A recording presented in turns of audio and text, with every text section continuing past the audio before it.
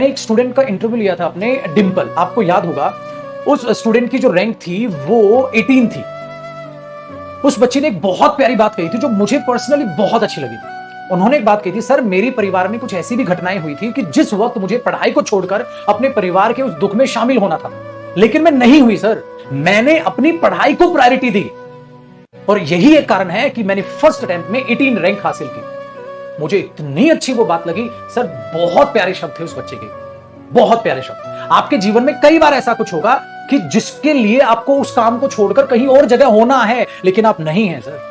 आपको इतना थोड़ा बहुत तो सेल्फी बन के चलना पड़ेगा कि परिवार में कुछ ऐसी घड़ी आ गई है जिस दुख में शामिल होना है आपको। तो उन्होंने कहा सर इतनी हद तक मैं गई थी अपनी पढ़ाई को लेकर कि नहीं तो नहीं, मुझे पढ़ना है, मुझे पढ़ना है, मुझे पढ़ना है, मुझे पढ़ना है। मेरे पिताजी, मेरा परिवार एक ही बात कहता था, कोई बात नहीं मेरे बच्चे, तुम पढ़ाई कंटिन्यू रखो। वही चीज आपके साथ है सर। जिन परिस्थितियों में आपके माँ बाप आपके लिए मेहनत करने लग रहे हैं ना, वो आप इमेजिन भी नहीं कर सकते। जब नौकरी लग जाओगे ना और या अपने जीवन में वो चीज पा लोगे, पैसा कमा लोगे, तब अपने पिताजी के बाजू में बैठ के कहना, पापा सच्ची सच्ची बताना कितने का कर्ज है।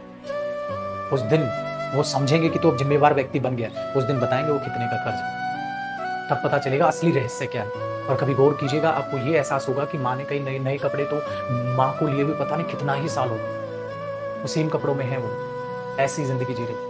अगर कहीं किसी के यहाँ शादी में भी जाना है तो उसी में कपड़े हैं, शादी के लिए अलग रख रखे, वो एक ही जोड़ी है, उसी को यूज करते रखे। इसलिए हमेशा याद रखिए, कहीं पढ़ने का मन है या नहीं है, पढ़ो। कभी भी ये मत सोचो आज पढ़ाई में मन नहीं लग रहा, सर पता नहीं पढ़ाई में मन नहीं लगता ना, कभी कभी घूमने निकल रहा हूं मैं, नहीं सर थोड़ा सा अपने आप को ना चिल कर रहा हूं, काहे का नहीं, करते रहिए, कीप डूइंग इट।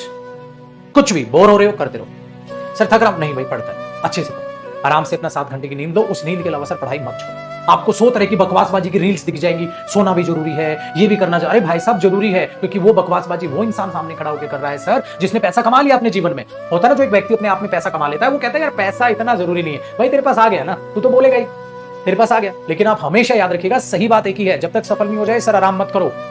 जब तक सफल नहीं हो जाए आराम मत करो।